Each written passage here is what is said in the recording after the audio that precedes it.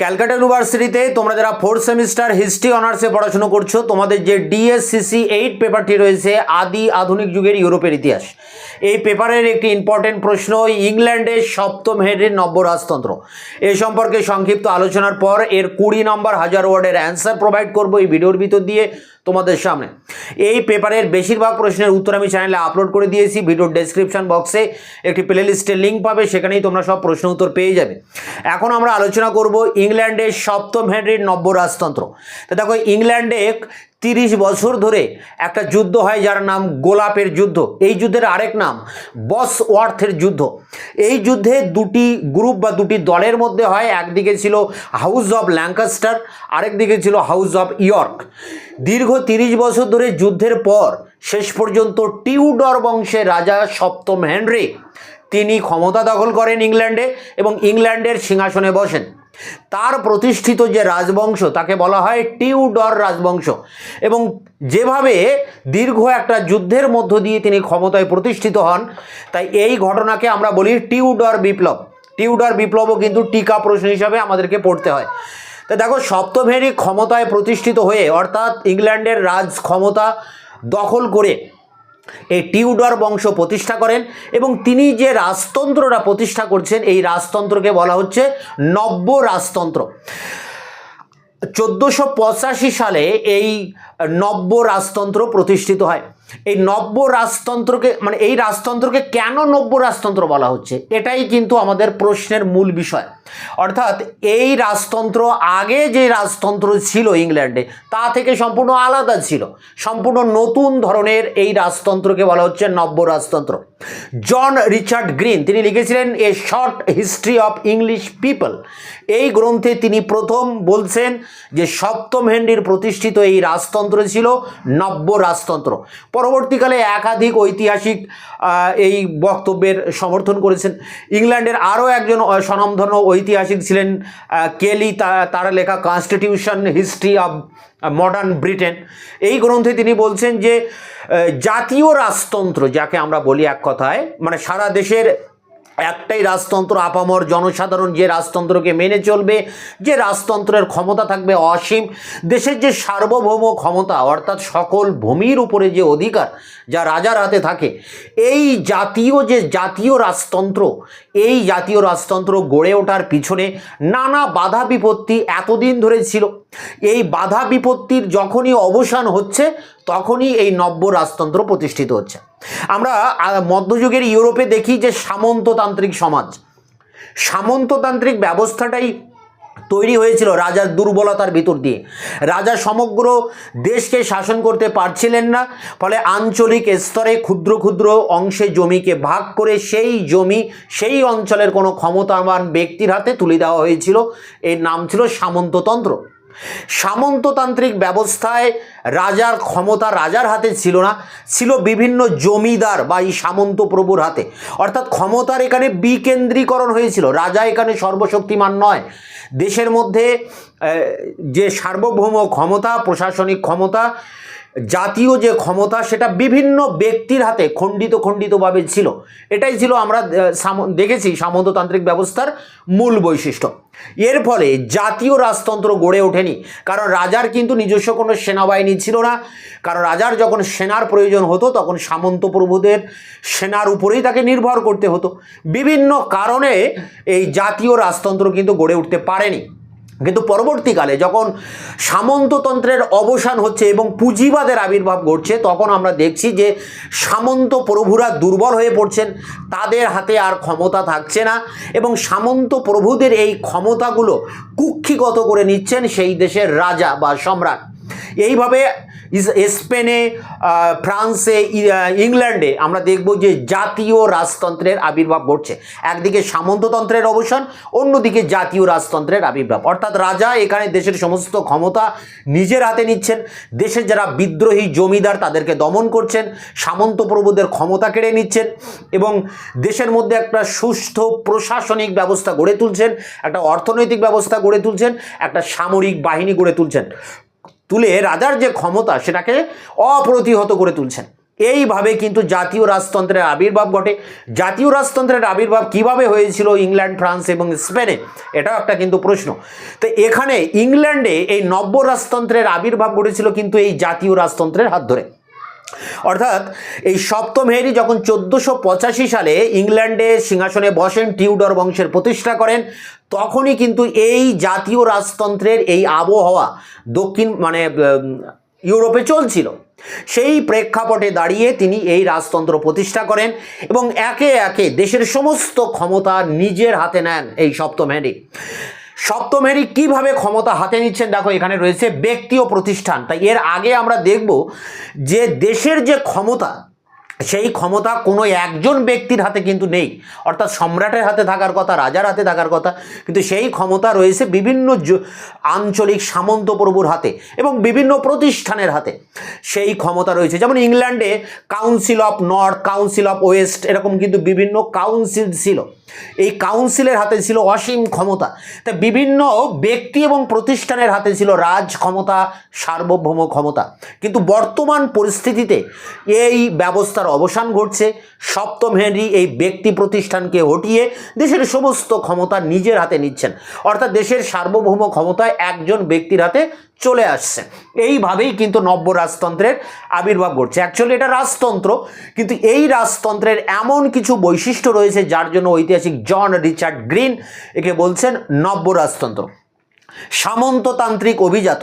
তো এর আগে যে অভিজাত শ্রেণী ছিল, যার দ্বারা রাজা দেশ শাসন করতেন, উচ্চ পদে অভিজাতদের বসাতেন, সেখানে যোগ্যতার ব্যাপার ছিল না, অভিজাত হলেই তাকে কিন্তু উচ্চ রাজপদ দেওয়া হতো।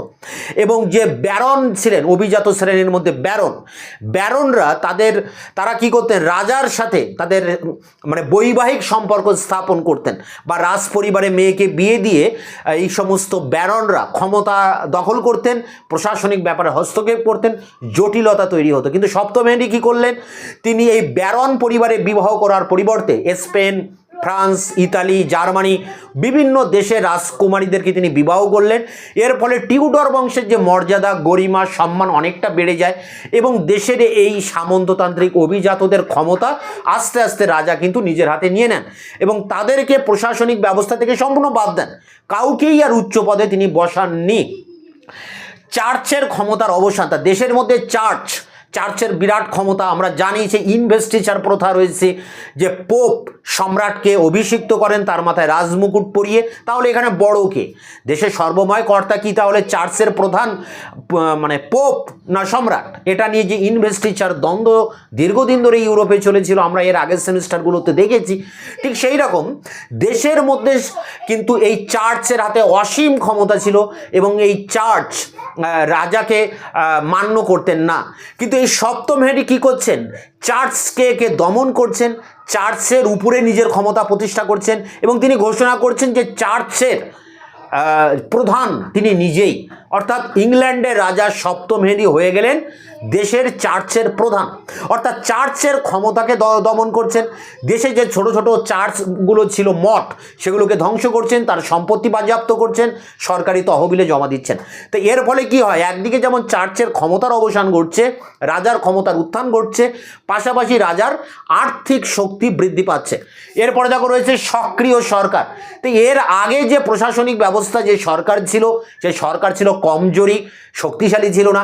কিন্তু সপ্তম হেনরি একটা সক্রিয় শাসন ব্যবস্থা, একটা সক্রিয় সরকার প্রতিষ্ঠা করেন এবং শিক্ষিত ব্যক্তিদেরকে প্রশাসনের উচ্চ পদে নিয়োগ করেন। এইভাবে শিক্ষিত সমাজের মধ্য থেকে সরকারি চাকরিতে তারা যোগদান করার ফলে একটা অভিজাত শ্রেণী গড়ে ওঠে, যার নাম হচ্ছে জেন্ট্রি সম্প্রদায়, হ্যাঁ, সিভিল সার্ভেন্ট যাদের কথা আমরা বলতে পারি।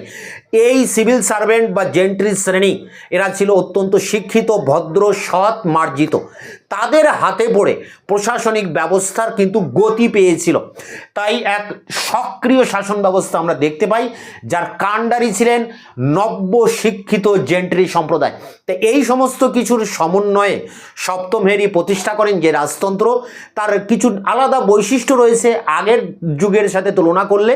তাই এই বৈশিষ্ট্যকে লক্ষ্য রেখে জন রিচার্ড গ্রিন একে বলেছেন নব্য রাজতন্ত্র। এছাড়া দেখো আর্থিক ভিত্তি, তা রাজার আর্থিক ভিত্তিটাকেও মজবুত করার দরকার, নাহলে দেশ শাসন করতে পারবেন না।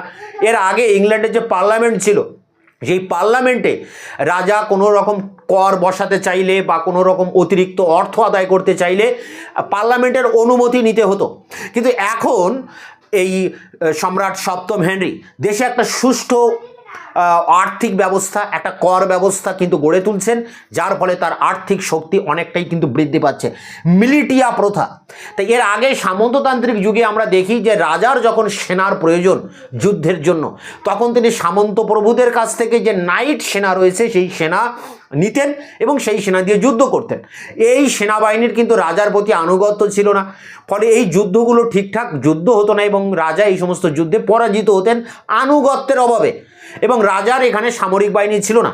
কোনো জমিদার সামন্তপ্রভু শক্তিশালী হয়ে উঠলে তাকে দমন করার প্রয়োজন ছিল, কিন্তু সেটা রাজার পক্ষে করা সম্ভব ছিল না, কারণ রাজার স্থায়ী সেনাবাহিনী ছিল না।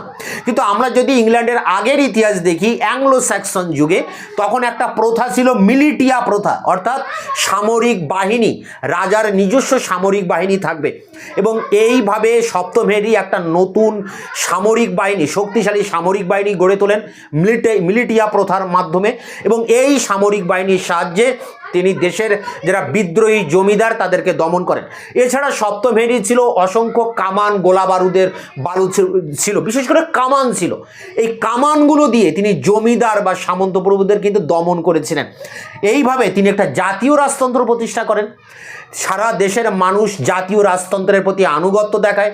দেশের রাজতন্ত্রের প্রতি যে সমস্ত অবশিষ্ট সামন্ত প্রভুরা রয়েছেন, হীনবল যারা, যাদের কোনো আর শক্তি নেই, তারাও কিন্তু এই রাজতন্ত্রের প্রতি আনুগত্য দেখায়। আপামর দেশবাসী একটি রাজতন্ত্রের প্রতি অনুগত থাকবে, সেই রাজতন্ত্রকে আমরা বলছি জাতীয় রাজতন্ত্র। এই রাজতন্ত্র প্রতিষ্ঠা করছেন টিউডর বংশের রাজা সপ্তম হেনরি। তা এত কিছুর ভিতর দিয়ে তিনি একটা শক্তিশালী রাজতন্ত্র গড়ে তোলেন। এরপরে তার ছেলে অষ্টম হেনরি সিংহাসনে বসেন এবং অষ্টম হেনরির প্রধানমন্ত্রী ছিলেন টমাস ক্রোমওয়েল। আমরা ক্লাস 11-এ পড়েছিলাম টমাস ক্রোমওয়েল কি করেন, একাধিক সংস্কার করেন, করে এই রাজতন্ত্রকে শক্তিশালী করে তোলেন এবং রাজাকে অপ্রতিহত করে তোলেন। তিনি অ্যাক্ট অফ সুপ্রিমেসি বলে একটি অ্যাক্ট বা আইন পাশ করে চার্চের উপরে রাষ্ট্রের ক্ষমতাকে চাপিয়ে দেন এবং চার্চের মাথায় রাজাকে বসিয়ে দেন।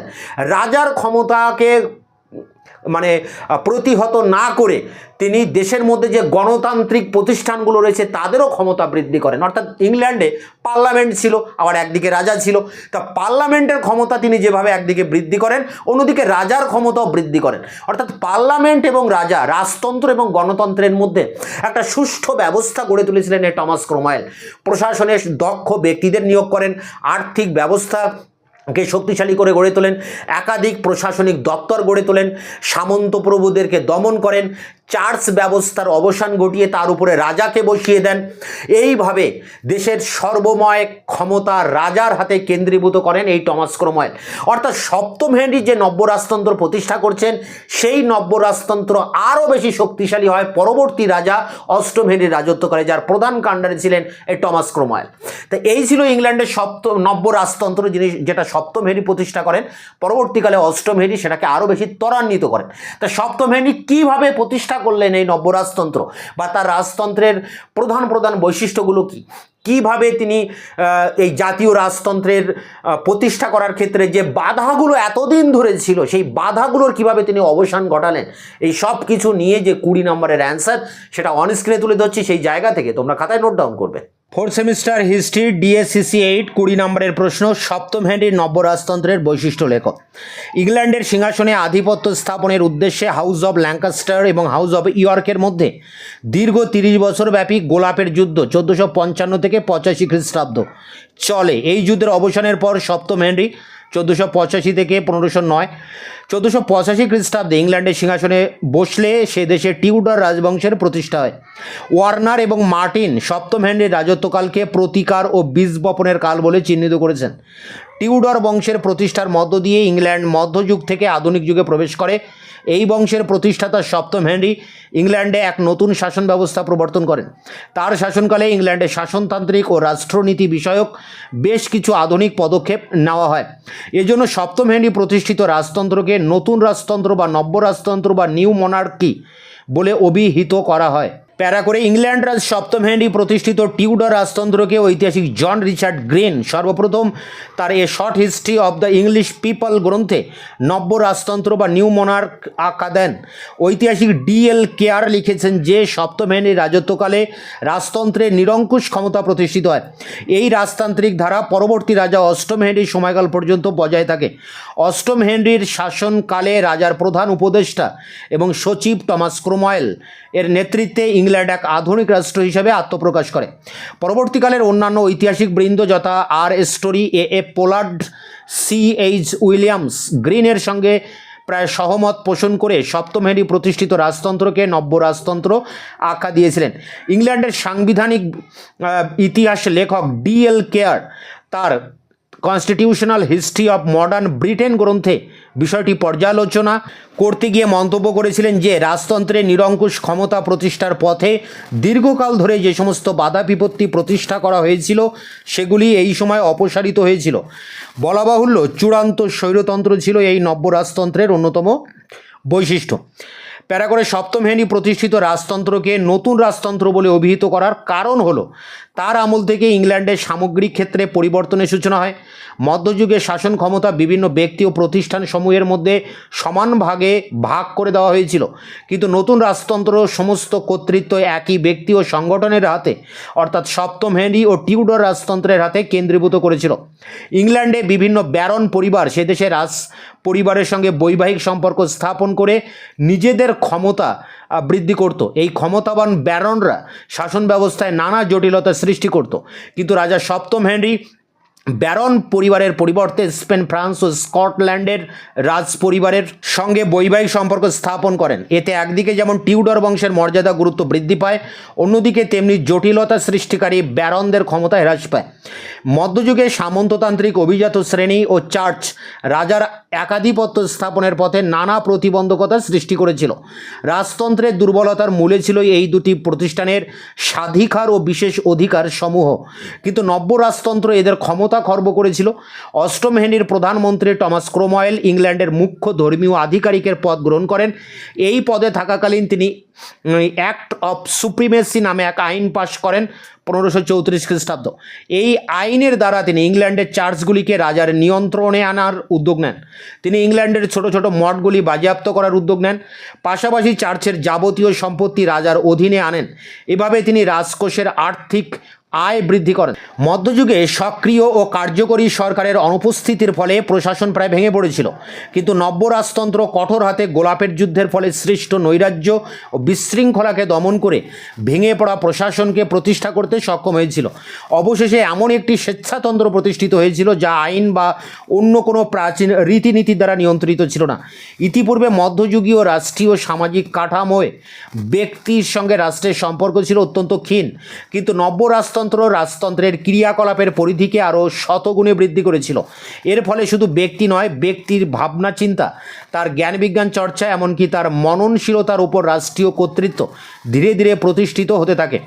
ইংল্যান্ডের রাজারা ইতিপূর্বে ফ্রান্সে আধিপত্য বিস্তারের যে চেষ্টা করত তার পরিবর্তে এ যুগে কলম্বাস আবিষ্কৃত আমেরিকা মহাদেশে আধিপত্য বিস্তারের প্রয়াস শুরু হয়। এর ফলে ব্রিটিশ ঔপনিবেশিক সাম্রাজ্যবাদের সূচনা হয়। প্রসঙ্গত বলা দরকার যে ইংল্যান্ডের রাজতন্ত্রের ক্ষমতা বৃদ্ধি, ধর্ম সংস্কার আন্দোলন, ঔপনিবেশিক সাম্রাজ্যবাদ প্রভৃতি যেসব বিষয়গুলি ঘটে চলেছিল সে ধরনের পরিবর্তনগুলি ইউরোপের অন্যান্য কয়েকটি রাষ্ট্রেও কোনো না কোনো ক্ষেত্রে ঘটতে দেখা গিয়েছিল, কিন্তু সপ্তম হেনরির প্রতিষ্ঠিত রাজতন্ত্র ইংল্যান্ডের সামাজিক ও রাজনৈতিক ক্ষেত্রে যে ধরনের অভিনবত্ব এনেছিল তা ইউরোপের অন্যান্য দেশে সামগ্রিকভাবে আসেনি।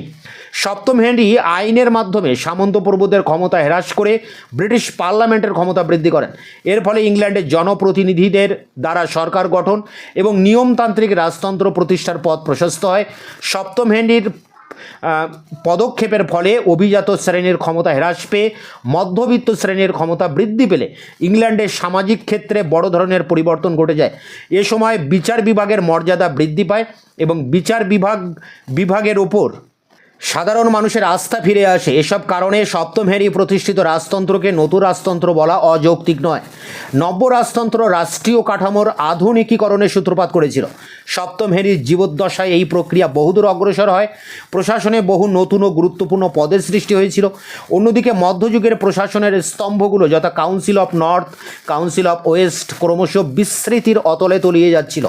বলা বাহুল্য এগুলির উপস্থিতি মধ্যযুগীয় ইংল্যান্ডের শাসন ব্যবস্থাকে ঢিলে ঢালা এবং বিকেন্দ্রীভূত করে রেখেছিল। নতুন রাজতন্ত্র এবং নতুন প্রশাসন সৃষ্টির সঙ্গে সঙ্গে সেই প্রশাসন পরিচালনার ভারপ্রাপ্ত এক নতুন শ্রেণীর উদ্ভব হচ্ছিল। এই শ্রেণী ছিল অত্যন্ত শিক্ষিত, সুদক্ষ, সৎ এবং কর্তব্যপরায়ণ রাজকর্মচারী শ্রেণী, যাদের আমরা আজকের পরিভাষায় সিভিল সার্ভেন্ট আখ্যা দিতে পারি। পরবর্তীকালে এই শ্রেণীর মধ্য থেকেই উদ্ভূত হয়েছিলেন Thomas Cromwell, cardinal Wolsey, Cecil Parker প্রভৃতি বিশিষ্ট প্রশাসকরা। টিউডর প্রশাসকদের সামাজিক ভিত্তি ছিল মূলত অনভিজাত এবং অযাজক মধ্যবিত্ত শ্রেণী। এদের মধ্যে একটা বড় অংশ ছিল ব্যবসায়ী এবং গ্রামীণ ভদ্র শ্রেণী অর্থাৎ জেন্ট্রি। শক্তিশালী রাজতন্ত্র প্রতিষ্ঠায় এই শ্রেণী এক গুরুত্বপূর্ণ ভূমিকায় অবতীর্ণ হয়েছিল। স্থানীয় শাসন ব্যবস্থার ভারপ্রাপ্ত জাস্টিস অফ পিসদের বেছে নেওয়া হয়েছিল প্রধানত জেন্ট্রিদের থেকেই। সপ্তম হেনরির আমলে এইসব প্রশাসকদের মধ্যে অন্যতম ছিলেন ব্রে, লভেল, পয়েনিং, বেকন্যাপের মতো অনভিজাত ভদ্রলোক শ্রেণীভুক্ত মানুষরা। এদের মধ্য থেকেই টিউডর যুগে ডাউলে, মর্টন, ফক্স ও এম্পসনরা সরকারি উচ্চ পদে নিযুক্ত হয়েছিলেন।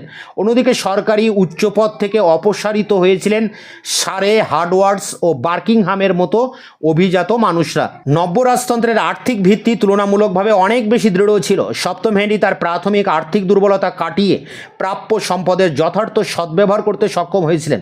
আলোচ্য পর্বে রাজার আয়ের প্রধান উৎস ছিল চারটি: রাজকীয় জমি, বাণিজ্য শুল্ক, বিচার ব্যবস্থা এবং সামন্ততান্ত্রিক বিশেষ অধিকার বাবদ প্রাপ্য অর্থ। এগুলির মধ্যে জমির গুরুত্ব ছিল সর্বাধিক। বিশেষ জরুরি পরিস্থিতিতে তিনি পার্লামেন্টের অনুমোদিত অনুদান বা ঋণ পেতে পারতেন। কোনো কোনো ক্ষেত্রে পার্লামেন্টের অনুমোদন ব্যতি রেখেও এটা পাওয়া সম্ভব ছিল। নব্য রাজতন্ত্রের শক্তির অন্যতম উৎস ছিল ব্যাপক কামান ও গোলা বারুদের ব্যবহার। এর ফলে সামন্ত প্রভুদের দমন করার কাজটি সহজতর হয়েছিল। এছাড়া হেনরি অ্যাংলো স্যাক্সন যুগে প্রচলিত মিলিটিয়া প্রথার পুনঃপ্রবর্তন করায় তাকে অভিজাত ব্যারনদের সৈন্যবাহিনীর উপর নির্ভর করতে হয়নি। শেষ প্যারা, গোলাপের যুদ্ধের মধ্য দিয়ে সপ্তম হেনরি যে নব্য রাজতন্ত্রের সূচনা করেন তার ধারাকে এগিয়ে নিয়ে যান অষ্টম হেনরির প্রধান উপদেষ্টা ও সচিব টমাস ক্রোমওয়েল। রাজার ক্ষমতা বজায় রেখেও সংসদীয় শাসন ক্ষমতাকে গুরুত্ব দিয়ে নতুন ধরনের শাসন ব্যবস্থা প্রণয়ন, বিভিন্ন বিভাগের পুনর্গঠন এবং চার্চের ওপর রাজার কর্তৃত্ব প্রতিষ্ঠার মধ্য দিয়ে তিনি ইংল্যান্ডকে আধুনিক রাষ্ট্রে পরিণত করেন। জাতীয় সার্বভৌমত্বের ধারণা, চার্চের উপর কর্তৃত্ব প্রতিষ্ঠা, সংসদীয় আইনের প্রবর্তন, আর্থিক ও প্রশাসনিক বিভাগের পুনর্গঠন, এই সমস্ত কিছুর সম্মিলিত প্রভাবে ইংল্যান্ড অচিরেই এক জাতীয় রাষ্ট্র হিসেবে আত্মপ্রকাশ করে। তাই এই ছিল ইংল্যান্ডের সপ্তম হেনরির নব্য রাজতন্ত্রের বৈশিষ্ট্য। এর উপরে 20 নম্বরের প্রশ্ন উত্তর, এটি সংগ্রহ করে পরীক্ষার প্রস্তুতি নাও। দেখা হচ্ছে অন্য ভিডিওতে।